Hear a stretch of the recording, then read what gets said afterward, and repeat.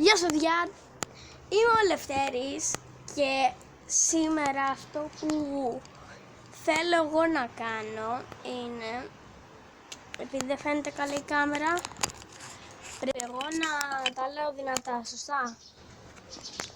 Για να ακούσω σωστά. Βρε, για να ακούσω σωστά, δεν σας ακούω εγώ καλά. Πείτε, φωνάξτε λίγο. Ο καπετάνιος δεν σας ακούει. Όχι βρε, ο καπετάνιος δεν ακούει. Φωνάξτε πιο δυνατά, είναι κουφός ο καπετάνιος.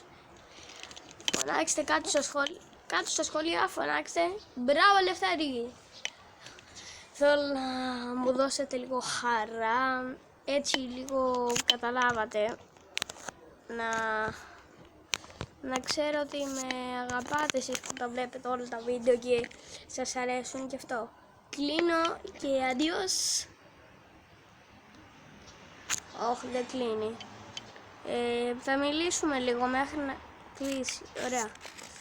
Αντίος. Τα λέμε στο επόμενο βίντεο μου που θα ανεβεί αύριο.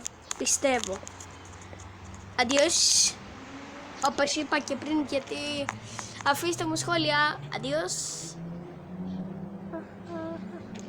Αντίος είπα. Ρε καπετάνια, φώνα λίγο πιο δυνατά. Αντίος. Αντίος. Δεν κλείνει ρε. Αντίος.